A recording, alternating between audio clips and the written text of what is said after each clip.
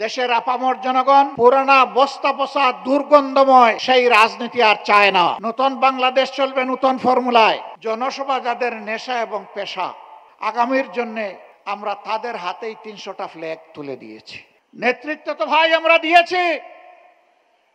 স্বৈরাচারের বিরুদ্ধে ১৫.৫ বছর আমরা আন্দোলন করেছি, আমরা জীবন দিয়েছি, আমরা মামলা গোলাই নিয়ে জেলে ঢুকেছি, ঘর বাড়ি ছেড়ে এখানে সেখানে আমরা পালিয়ে বেরিয়েছি। অবশ্য বাংলাদেশ জামাতে ইসলামী দেশ ছেড়ে পালায় নাই, দেশের ভিতরেই আমরা মুহাজির ছিলাম, দেশের মাটিকে কামড়ে ধরেছিলাম, বুকে জড়িয়ে এখানেই ছিলাম, জেল বরণ করেছি, জীবন দিয়েছি, কিন্তু দেশ ছেড়ে আমরা পালাইনি। কারণ আমরা এই দেশকে, এই মাটিকে, এই মানুষকে আমরা ভালোবাসি। আমরা ভালোবাসার ঠিকানা ত্যাগ করতে পারি না। দেশের আপামর জনগণ পুরানা বস্তা পচা দুর্গন্ধময় সেই রাজনীতি আর চায় না। এই রাজনীতির আমূল পরিবর্তন চায়, সংস্কার চায়, নতুন বাংলাদেশ দেখতে চায়। নতুন বাংলাদেশ পুরাতন ফর্মুলায় আর চলবে না ইনশাআল্লাহ। নতুন বাংলাদেশ চলবে নতুন ফর্মুলায়। সেই নতুন ফর্মুলাটা কি?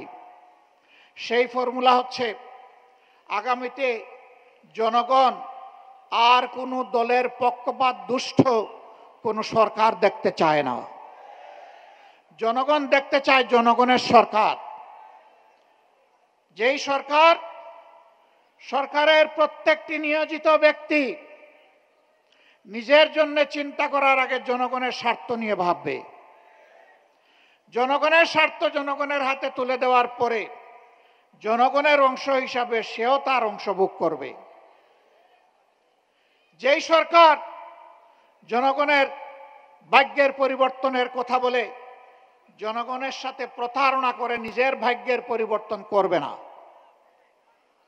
যেই সরকার দুর্নীতিতে জড়াবে না, যেই সরকারের মদতপুষ্ট হয়ে কেউ চাঁদাবাজি করার দুঃসাহস দেখাবে না, যেই সরকারের সময় সমাজের সর্বক্ষেত্রে ন্যায় বিচার প্রতিষ্ঠিত হবে, নারী পুরুষ সকলেই সম্মানের সাথে শান্তিতে এই সমাজে বসবাস করে উন্নয়নের গর্বিত অংশীদার হবে, ভূমিকা রাখবে।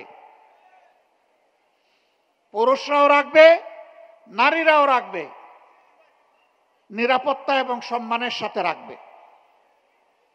এই নতুন ব্যবস্থাপনা বাংলাদেশের জনগণ দেখার জন্য মুখিয়ে আছে।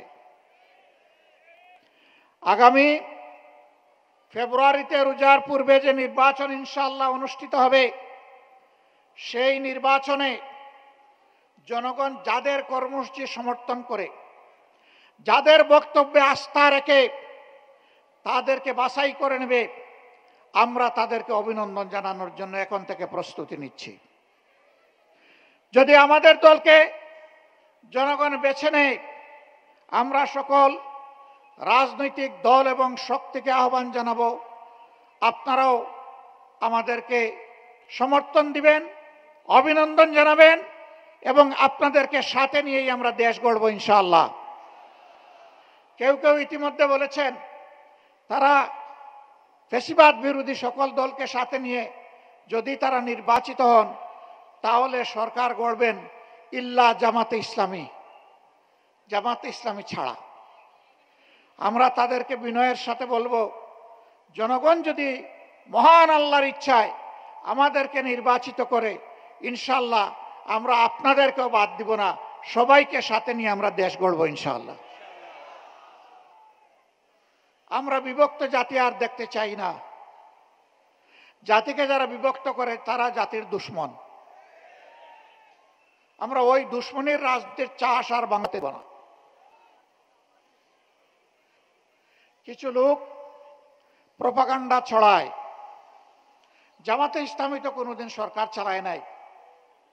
এখন এই সংকটময় মুহূর্তে যদি জনগণ জামাতকে ভোট দিয়ে সরকার গঠনের সুযোগ দেয় তাহলে তাদের তো অভিজ্ঞতা নাই, তারা দেশ চালাবে কেমনে? হ্যাঁ, আমরা স্বীকার করি আমাদের অভিজ্ঞতা নাই। কোন অভিজ্ঞতা নেই জানেন? জনগণের সম্পদ চুরি করার অভিজ্ঞতা আমাদের নেই। দলীয় কর্মীদেরকে দিয়ে চাঁদাবাজি করার অভিজ্ঞতা আমাদের নেই। শিক্ষা প্রতিষ্ঠানগুলোতে গণরুম কায়েম করে টর্চার সেল গঠনের অভিজ্ঞতা আমাদের নেই। সর্বপর্যায়ে মাথা থেকে পায়ের পাতা দুর্নীতি করার অভিজ্ঞতা আমাদের নেই।